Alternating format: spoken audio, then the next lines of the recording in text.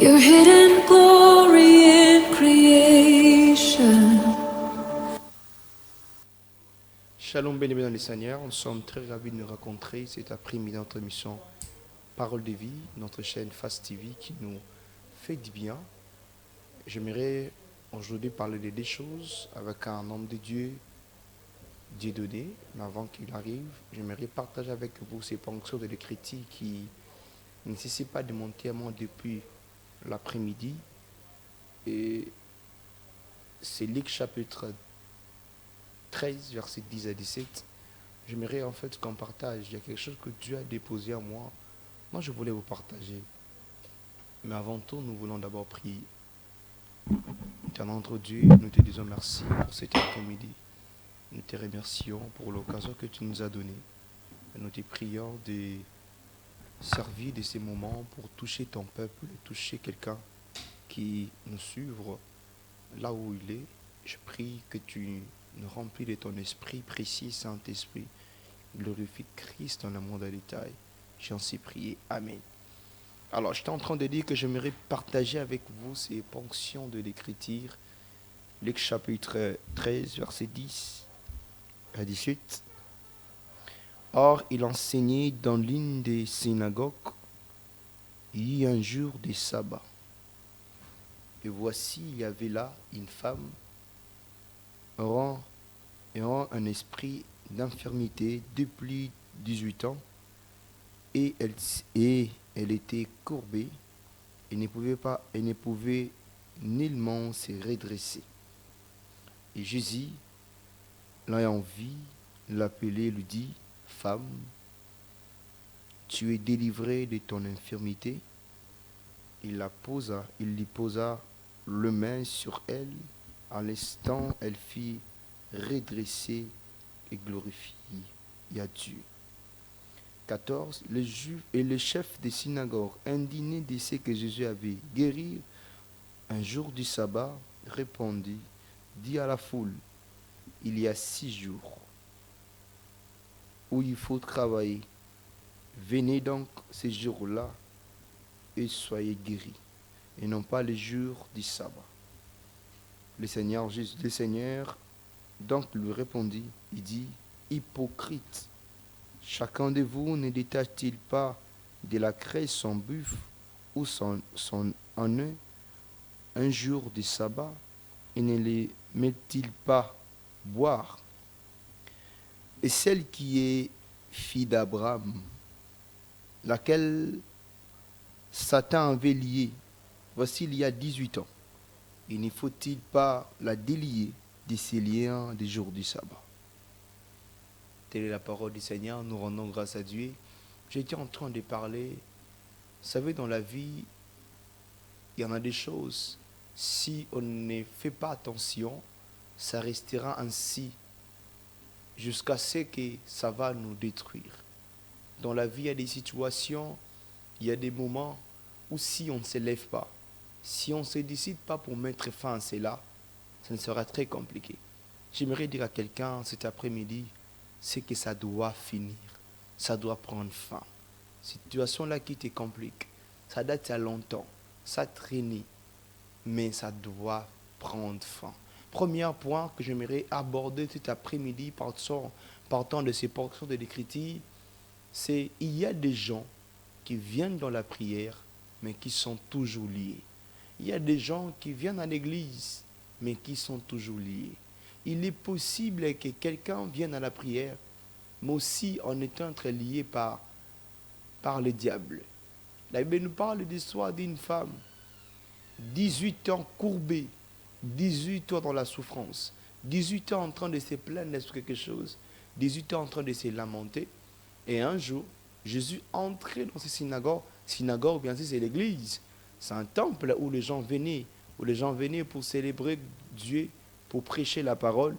La Bible dit, cette femme, elle venait chaque jour. Et je suis en train de croire que s'il y avait plusieurs synagogues, cette femme, elle a visité ces plusieurs. S'il y avait 8, elle a visité ces 8 synagogues pour chercher que sa guérison. Mais il ne trouvait pas ça. Elle ne retrouvait pas la guérison. S'il faut dire ainsi, il est possible que tu viennes à l'église, mais ta situation ne change pas. Il est possible que tu pars à l'église chaque jour, mardi, mercredi, mais jusqu'à présent, il n'y a rien qui change en toi. Il est possible que tu es lié par le diable. Il est possible que cette maladie-là, tu l'as rencontré beaucoup de gens, beaucoup de pasteurs, tu l'as rencontré des médecins. Mais j'aimerais te dire, ça ne change pas parce que tu n'as jamais rencontré Jésus. Quand quelqu'un raconte Jésus, il est impossible que la personne reste celui qu'il était. La rencontre avec Jésus change notre vie, change nos situations, change notre condition de vie. Et la femme, elle venait peut-être, elle a rencontré peut-être des pasteurs, elle a rencontré peut-être des prêtres, peut-être des bergers, mais elle n'avait jamais rencontré Jésus. Quand on rencontre Jésus, la Bible dit, si Christ vous en franchit, vous êtes réellement libre. Alors, ces jours-là, elle avait rencontré Jésus. Jésus l'a touché. La première des choses, Jésus d'abord a commencé par parler. Pour dire, femme, tu es délivrée. Est-ce qu'il ne fallait pas se limiter là? Mais Jésus n'était allé pas simplement en parler, il a aussi touché la personne. J'aimerais dire à quelqu'un, c'est que l'heure est venue pour que tu racontes Jésus. L'heure est venue pour que tu racontes vraiment celui-là qui change, celui-là qui transforme, celui-là qui donne la force. Oui, tu as peut-être rencontré peut-être des hommes. Tu as peut-être rencontré beaucoup des hommes, beaucoup de pasteurs, mais tu n'as jamais rencontré Jésus. Écoutez, une femme, la femme qui sortait avec des hommes, ces jours-là, elle avait rencontré Jésus. Ces jours-là, elle a rencontré celui qui transforme. Elle a rencontré celui qui change tout. J'aimerais te dire, l'heure est venue pour que tu racontes celui qui change des choses. Et c'est lui qui va changer la situation de ta famille. C'est lui qui va changer la situation de ton foyer. C'est lui qui va changer la situation de ta vie. J'aimerais dire à quelqu'un, il est possible que tu viennes à l'église, mais tu n'as jamais rencontré Jésus. Tu as rencontré que des hommes. Lorsqu'on raconte des hommes, les hommes nous proposent tout simplement. Ils nous accompagnent, mais ils ne nous changent pas. Lorsqu'on raconte des hommes, ils nous amènent tout simplement des propositions, mais personne d'entre eux ne change. Mais quand on raconte Jésus, la Bible dit, quand on raconte Jésus, on ne peut plus être esclave. On ne peut plus être lié. On ne peut plus rester dans notre ancienne situation.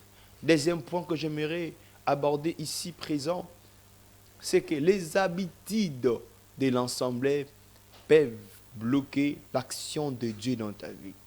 Les habitudes de l'ensemble peuvent bloquer l'action de Dieu dans ta vie. Avant d'abord d'aller plus loin dans ce deuxième point, j'aimerais d'abord revenir dans ce premier point dont je disais qu'il est possible que tu viennes dans la maison de l'Éternel, mais tu n'as jamais rencontré Jésus. Rencontrer Jésus, ce n'est pas rencontrer des pasteurs. Oui, Dieu peut utiliser des pasteurs. Dieu peut utiliser ton mari, tes enfants, pour que tu les rencontres. Mais rencontrer Jésus, c'est passer du temps dans sa présence. C'est avoir des moments dans la méditation. C'est avoir des moments où tu te décides en fait de faire du bien aux gens. On ne peut pas rencontrer seulement Jésus-Christ quand nous prions. Nous pouvons raconter Christ en faisant du bien aux autres. Aussi, en passant du temps dans sa présence. J'aimerais dire à quelqu'un, ça doit prendre fin. Situation où il ça doit changer. Makamu Rumeli, tu as frappé partout, tu as rencontré beaucoup de gens, mais tu as l'impression comme si tu es toujours statique. Tu n'es pas dynamique, tu ne bouges pas. Il n'y a rien qui bouge. L'heure est venue pour que tu racontes celui qui change des choses, pour que tu racontes celui qui change des choses, pour que tu racontes celui qui a la capacité de tout changer. Alors, le deuxième point, c'est que les habitudes de l'Église, l'habitude de l'Assemblée peuvent bloquer l'action de Dieu dans notre vie. Alors, si tu veux que ta vie change, arrête de rencontrer des hommes. Rencontrer d'abord Jésus. Comment on raconte Jésus? C'est quand on se donne à Jésus. quand on se laisse à l'écouter, quand on veut faire ce qu'il nous demande, c'est dans ces moments-là que nous pouvons rencontrer Jésus. C'est quand on passe aussi du temps dans sa présence, en lisant sa parole. La Bible dit, dans le livre de Josué, que sa parole ne s'éloigne pas de toi, médite les jours et nuits, afin que tu réussisses dans ta vie. Tu ne peux pas réussir dans la vie si tu n'es pas attaché à la parole de Dieu. Alors, c'est parole qui montait à moi cet après-midi, j'avais voulu partager avec vous, et pour que tu te dises que si tu racontes Jésus, tu ne peux plus être esclave, esclave du péché, tu ne peux plus être esclave des liens de ta famille, parce que si le Christ vous en franchit, vous êtes réellement libre. Alors dans ce plateau, j'étais en train de dire que je ne serai pas seul, tu seras avec un homme de Dieu, Dieudonné. Il va se présenter lui-même, ce n'est pas la première fois qu'il vient ici. Bonjour. Comment vous allez, papa Dieudonné? Très content de vous voir. Aujourd'hui, nous sommes en train de parler sur l'Église face aux défis actuels de la société. L'Église face aux défis actuels de la société. Ça vous dit quelque chose, vous qui êtes dans la société, dans l'Église aussi, vous travaillez? Merci pour l'invitation, une fois de plus. Nous saluons tous ceux qui nous suivent en direct et ceux qui certainement vont nous suivre un peu plus tard. La question, elle est bien posée et elle a tout son sens dans la mesure où l'Église est dans la société. Okay. L'Église est dans la société et donc elle doit répondre à des questions qui finalement, ce sont des questions de la société. À un moment donné, la société aussi influe sur le comportement de certaines personnes qui sont membres de l'Église. J'ai vu une image, par exemple, où je vois le président français dans une salle de classe.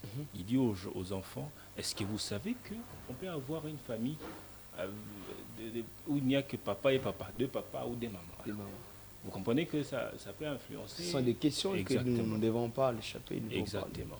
Donc nous, en tant qu'Église, nous devons comprendre que ce sont des réalités. Nous devons réfléchir comment faire face à toutes ces questions. J'aimerais dès l'entrée de jeu, je ne sais pas si c'est une question. Entre l'Église et la société, qui influence l'autre? Selon vous? Bon, en fait, normalement, c'était l'Église qui devait influencer la société parce que le Seigneur dit, vous êtes sel de la terre et lumière du monde. C'est à nous d'éclairer le monde et de donner le goût, en fait. C'est ça l'essence du sel. Seulement, à cause des fois de certaines faiblesses, la société commence à influencer l'Église. Nous prenons certaines décisions parce que nous sommes dans la société. Bon, il ne faut pas léser tel, il ne faut pas léser tel. C'est comme ça que vous voyez, à un moment donné, l'Église est influencée par les comportements de la société. Même si, comme je l'ai dit au départ, c'est à l'Église d'influencer. Ce n'est pas à la société d'influencer parce que la société a tout à l'intérieur. Mais l'Église n'a que Jésus. C'est à nous d'apporter Jésus à la société. Ce n'est pas à la société de nous apporter tout ce qu'il y a là-bas. Voilà un peu ce que je pense. Mais la société influence beaucoup dans la mesure où les gens, comme le Seigneur l'a dit, certaines sont parties, ils viennent de là mais ils ne sont pas de là. Alors des brebis qui ne sont peut-être pas de brebis qui sont là, alors ils mènent un comportement qui dérange effectivement la vie de l'Église. Voilà un peu par rapport à ça ce qu'on peut dire, l'Église est dans une situation compliquée. Selon vous, est-ce que le défi de l'Église et celle de la société se raconte? Pardon, le défi de l'Église et de la société, est-ce que ça se raconte? Pas nécessairement, parce qu'en fait la société a plusieurs éléments. L'Église fait partie de la société. L'Église fait partie de la société. Exactement. La société, l'Église, sa mission est d'amener les gens à Christ. Voilà ce que nous sommes censés faire. Nous nous arrêtons là, amener les gens à Christ. Point barre. Alors, la société, elle a beaucoup de choses à l'intérieur. Donc, en termes de questions, elle a d'autres préoccupations. Nous, nous sommes là pour gagner les âmes. Mais la société n'est pas là pour gagner les âmes. ce n'est pas possible. La société est là pour gagner les âmes. Je prends un exemple. Tu vois que les mariages, c'est une question de société. Mais l'Église aussi, ça, en fait, on peut aussi parler de mariage. L'Église, c'est clair, parce que c'est d'ailleurs Dieu qui l'a créé. Mais la préoccupation, quelqu'un qui est dans l'Église, sa façon de parler du mariage diffère de la société. Donc, la même question est posée, enfin, la même question est posée, mais elle est réglée de manière différente. Peut-être que selon que c'est l'Église qui répond ou c'est la société. Donc c'est un peu ça que nous devons comprendre. On n'a pas les mêmes préoccupations parce que nous n'avons pas les mêmes objectifs, nous n'avons pas la même finalité. L'Église est là comme en mission pour amener les gens à Christ. Mais la société n'est pas là pour ça. La société est là pour survivre. C'est pourquoi elle fait tout. Elle crée tout pour survivre. Nous, on ne fait pas tout. On n'est pas censé tout faire pour survivre. Non. Mais c'est ce que nous sommes en train de faire. L'Église fait des choses comme la société. Moi, je dis que dire que l'Église, c'est l'Église, je ne crois pas. Dire peut-être que Les individus. certaines personnes qui sont là, bon, qui disent qu'ils sont de l'Église, qui font des choses qui dérangent. Ça, c'est vrai. Comme un pasteur qui ouvre son parti politique. Par exemple. Il a laissé l'évangile. Moi, ça me dérange un peu. Aujourd'hui, ça m'a beaucoup dérangé d'ailleurs. Mais quelqu'un qui peut être un chrétien qui peut faire de la politique, là, il n'y a pas de problème. Oui. Mais on ne peut pas faire ça dans les cadres de l'Église. Ça, c'est compliqué. Vous conduisez des gens dans une situation compliquée parce qu'un membre qui est là, qui ne partage pas votre point de vue, il va partir. il fait comment, c'est compliqué. Mais si nous parlons de Jésus, parce qu'en fait, l'Église, le terme Église, ecclésia, c'est l'assemblée des enfants de Dieu. Mais les gens ne comprennent pas que l'Église, le terme Église, est éminemment politique. Dans la mesure où quand Jésus dit, Pierre, sur cette pierre, j'ai bâtirai mon Église. L'Église, c'est l'assemblée qui est autour du roi. Donc c'est la notion qui vient de l'Église, c'est une notion politique. Donc si un chrétien fait de la politique, ce n'est pas une mauvaise chose, d'autant plus que moi, j'aime bien David. David est roi. C'était de la politique, en fait. Seulement, je crois que, par exemple, un pasteur ou demander à l'Église de faire la politique, ça dérange un peu. Papa Dieu, Denis, vous êtes dans l'église. Quand vous voyez la société d'aujourd'hui, la société corrompue, on ne sait plus qui est qui. Dernièrement, j'étais en train d'écouter un pasteur qui disait à ses fidèles de ne plus prendre ça fait un riz Bavaria. Ce portrait, que ça a l'alcool, ça détruit des gens, la vie des gens. Mais tout ça, c'est dans la société. C'est pas vraiment ça ma préoccupation. Quand vous voyez la société d'aujourd'hui, avec tout ce qui se passe, l'Église est en train de subir ou l'Église est en train de s'imposer? Je crois que je l'avais dit, nous avons ouvert les portes à des choses qui viennent de l'extérieur.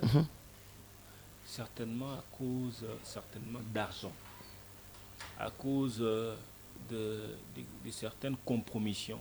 Vous savez, quand quelqu'un est dans une situation de faiblesse, vous savez, il a peut-être peur de prouver sa chrétienté. Imaginez que on vous a surpris en train de faire quelque chose de compliqué. Vous savez, à un moment donné, vous avez peur de prouver, de dire que vous êtes chrétien. Je suis chrétien. À un moment donné. Alors là, vous acceptez tout. Parce que vous dites que vous n'avez pas le choix. C'est qu'il y a un problème. Parce que Jésus est justement venu pour ça, pour nous dire que tu n'es pas coupable. Le coupable, il a porté nos infirmités, il a porté nos faiblesses. Il savait que nous sommes faibles. C'est pourquoi le Saint-Esprit est là pour nous donner la force afin de continuer la mission. Comme je l'ai dit, à cause d'argent. Vous savez, c'est affaire de partenaires, par exemple. Vous avez des gens qui n'ont rien à voir avec l'évangile, mais qui sont partenaires. Moi, ça me dérange. Et puis, ils imposent les pasteurs, ils donnent eux-mêmes des messages que les pasteurs prêchent. Voilà. Cette affaire, ça dérange. Tu ne peux pas imaginer que le plus grand partenaire ou la plus grande, c'est une femme, elle est concubine d'un millionnaire. Un millionnaire. Vous faites quoi? vous lui dites de laisser, parce que c'est elle qui soutient. Vous ne dites rien. Vous savez que c'est un péché. Mais vous ne savez pas le faire. Le problème, c'est l'attachement à Christ. Lorsqu'on comprend, Jésus dit, je bâtirai mon église. C'est l'église de Jésus. Mon frère, l'église ne va pas disparaître parce qu'il n'y a pas de partenaires. Non, c'est faux. Mais c'est ce que les gens doivent faire quoi? Non, parce que Dieu soutiendra son église. Vous savez, les gens ont oublié que les premiers apôtres ont été tous tués. Du moins, un seul, mais la plupart ont été tués. Mais l'église a continué. Normalement, c'était un message. Le Seigneur voulait dire, le maître ici, c'est moi. Même si Pierre n'est pas là, l'église va continuer. Même si Thomas n'est pas là, l'église va continuer. Donc, il est important que les enfants de Dieu puissent comprendre ces éléments-là. Que c'est Jésus qui soutient son église. C'est lui le premier partenaire. Donc, c'est à lui de dire ce qu'on doit faire. Notre problème à nous, c'est, je mange où? Tu vois les principes de la main qui donne. C'est la main qui reçoit. C'est la main, c'est elle qui dirige. Donc, si nous pensons que l'église de Dieu, elle vit parce que le Saint-Esprit est là. Donc, le Saint-Esprit, c'est la main qui nous donne. Alors, à ce moment-là, on va continuer. J'étais en train de suivre, dernièrement, il y avait les choses qui ne se cachent pas, au début, ça se cachait, des gens de l'Illuminati. Okay. Il y avait le maître qui venait de prendre le bâton de commandement. Ils ont déchiré la Bible pendant la réunion. Et puis, il a dit quelque chose qui m'a choqué. Allez, c'est les gens-là, financez-les, imposez-les nos lois, et il faut que nous puissions agir. Quand je vois tout ce qui se passe dans l'église, quand je vois des LGBT, tout ce monde-là, toutes ces choses-là, ces gens-là qui financent les pasteurs, qui financent l'église, partout nous les retrouvons. Est-ce que l'église est en train de s'imposer ou de subir? Votre question, vous répétez la même question, ça veut dire que ça fait tellement mal, ça c'est vrai. Ça veut dire que, comme je l'ai dit, les chrétiens doivent comprendre que c'est l'esprit qui conduit son église. Les gens peuvent avoir tous les milliards du monde, tous les moyens militaires, financiers, je sais pas moi, tout ça. Le Seigneur dit, Pierre, sur cette pierre, je bâtirai mon église, même la mort ne fera rien. Si la mort peut tout détruire, mais elle ne peut rien contre l'église, ça veut dire, même quand on met des gens en prison, parce qu'ils sont contre l'homosexualité, du moins parce qu'ils estiment que l'homosexualité est un péché, puisque la Bible dit que c'est un péché, parce que vous refusez de prendre des millions de gens, des millions de dollars, des milliards de gens, parce qu'ils veulent influencer l'évangile, l'église ne va jamais disparaître. Alors, est-ce que l'église est en train de subir? Oui, c'est la persécution, en fait. C'est la persécution. Vous avez beaucoup de gens attendent les 666 sur le front, c'est-à-dire à un moment donné, on va dire, bon, sur le front. On va commencer à mettre... Oui, mais nous sommes déjà là en train de subir la persécution. Parce que, vous savez, il y a des choses que tu ne peux pas dire en Europe, aux États-Unis. Tu ne peux quand même pas passer à la télé dans de grandes chaînes, dire l'homosexualité est un péché. Ça ne passe pas. Et ça, ce sont des grands pasteurs qui disent, bon, écoutez, est-ce que tu peux essayer un peu d'éviter ça? Parce que ça choque. Ici, ça fait partie de... On n'en parle pas. Non, on n'en parle pas. On n'en parle pas dans l'église. Non, on ne parle tous même ces pas, grands hommes, tous ces grands milliardaires, tout ça, ils sont dans des structures qui soutiennent la liberté, etc., le mariage pour tous comme en France. Donc vous ne pouvez pas aller dire non, laissez l'homosexualité. Mais vous êtes fous. Vous ne comprenez pas. Ils vont vous expliquer que Dieu nous a créés libres. Et c'est comme ça même que même les Nations Unies ont créé, tu vois, ce qu'on appelle le genre. Quand on était à l'école, il y avait les sexes. Masculin. Maintenant, on ne dit plus les sexes, on dit genre. Genre féminin. Donc, on s'est dit non, c'est genre. Tu peux être sexe féminin, masculin, et puis lui, donc on ne peut pas dire sexe parce que ça dérange. C'est comme on dit genre. C'est comme ça, vous voyez, à l'époque, nous avions un ministère de genre. Le terme genre cache l'idée de soutenir l'homosexualité, en fait. Parce que c'était genre masculin, féminin. Maintenant, on a changé. Ça, c'est les Nations Unies qui financent ça. Non, il ne faut pas dire sexe, sinon ça c'est un peu délisé les gens. Il faut dire genre. Vous êtes de quel genre? Donc, c'est un peu ça. Donc, ces choses-là dérangent l'Église. Mais de toutes les façons, le Seigneur l'a dit. Dans les derniers temps, vous verrez des choses comme ça. Est-ce que vous, je crois que vous encadrez aussi les jeunes, vous arrivez aussi à voir ces genres de sujets à parler? Qu'est-ce que vous recevez vis-à-vis des jeunes? Quel est leur souci, vous, étant que leader dans l'église? Non, en fait, l'Église nous a arrivé d'accompagner des jeunes gens. C'est des choses qui arrivent. Vous savez, l'homosexualité ou les gens qui veulent l'argent facile, c'est des choses qui arrivent aujourd'hui. C'était très loin, mais aujourd'hui, de plus en plus, c'est très proche. On voit des jeunes gens.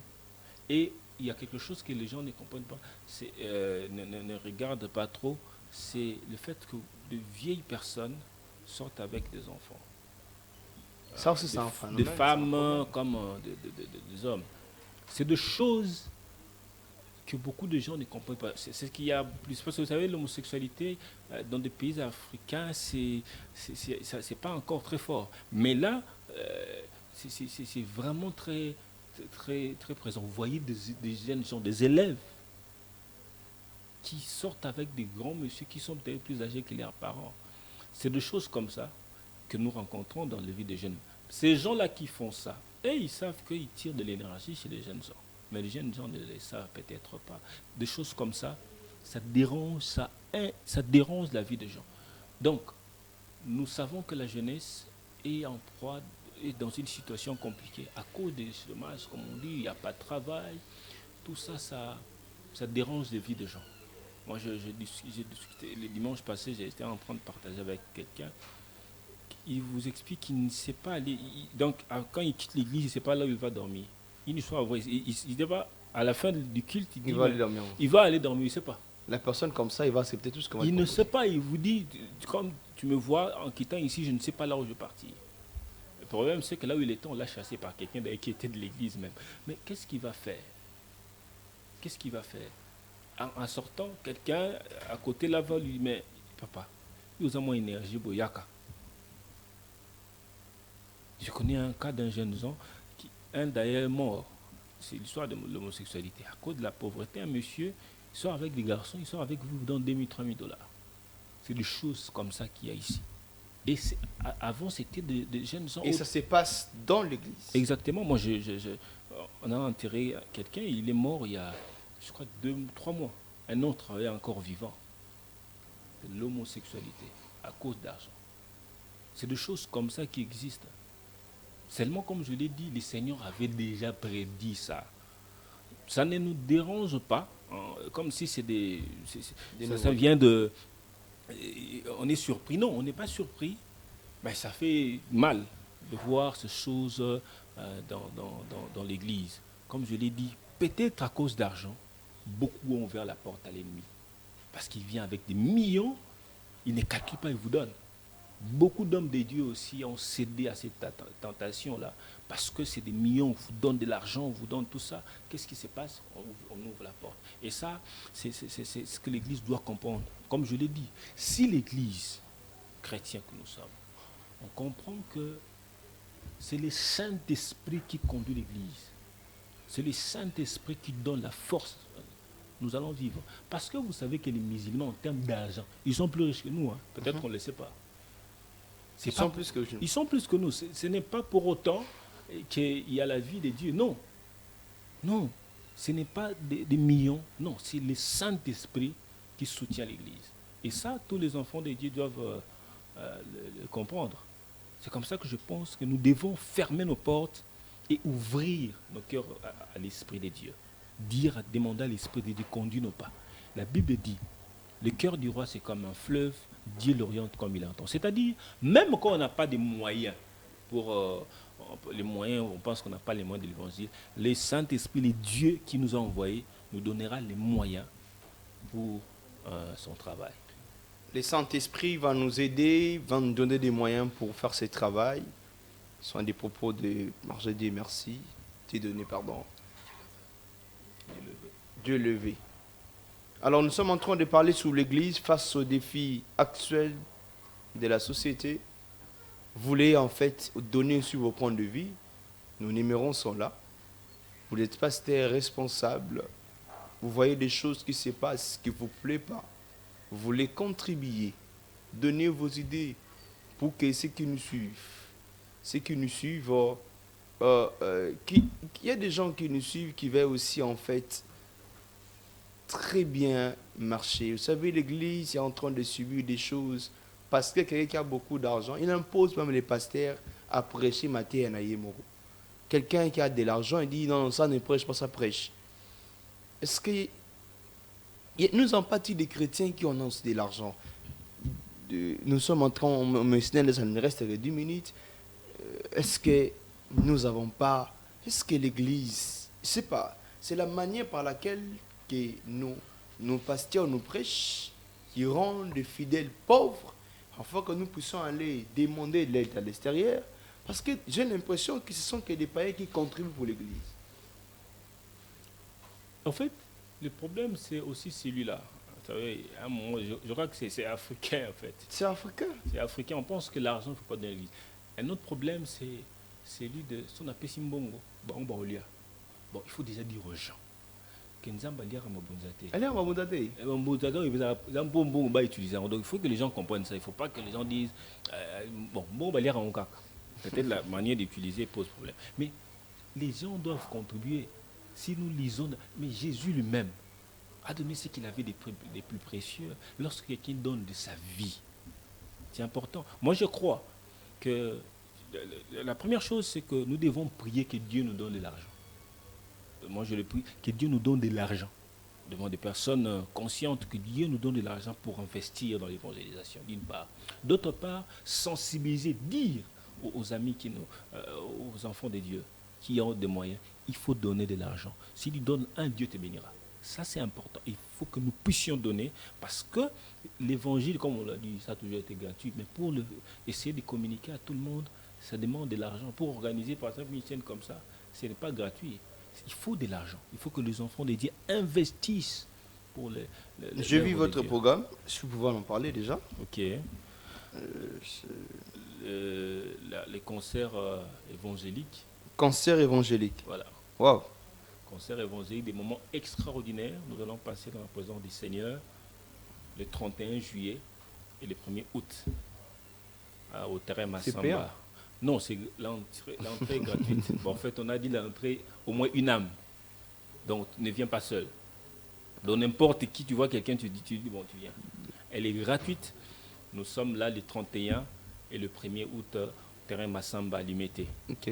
Alors, nous sommes là avec le pasteur Henri Papa qui sera là, le frère Bakenda Michel, la sœur Enis Manyanga et beaucoup d'autres, notamment la chorale Souffle de vie. Nous serons là. On va passer des moments extraordinaires. C'est un concert évangélique, c'est-à-dire nous célébrons Dieu, nous parlons aussi de Jésus-Christ. Mais ça sera aussi des moments prophétiques. J'invite tout le monde, les enfants de Dieu, à y prendre part.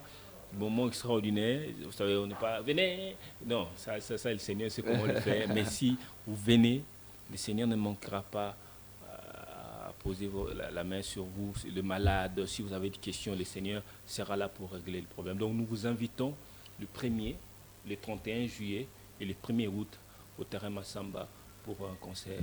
Concert évangélique, 31, 1er août.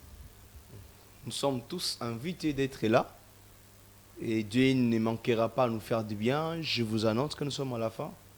C'était votre serviteur Dieu levé de l'église Souffle des villes avec le pasteur Henri Papa. Nous le saluons là où il se trouve. Nous l'aimons beaucoup. Nous disons merci à la chaîne, merci à notre boss, merci à notre DG qui ne cesse pas de travailler afin que la chaîne puisse aller très loin. À tous ceux qui étaient derrière la caméra, nous vous remercions aussi. Je ne cesse pas de les lire. L'évangile c'est gratuit, mais l'évangélisation c'est payant. Nous avons besoin de votre aide. Vous nous suivez, vous voulez contribuer, vous voulez nous aider afin que la chaîne puisse aller plus loin, afin que l'émission puisse aller plus loin. Il y a des gens qui ont besoin d'entendre nos voix. Nous nous vous attendons. Nous avons besoin de vos aides, de vos contributions. Nos numéros sont là. Vous voulez passer à l'émission, parler, donner aussi vos points de vue par rapport à notre thème. L'émission est là ouverte à tous ceux qui veulent y passer. Et c'est une mission chrétienne. Nous ne chasserons personne.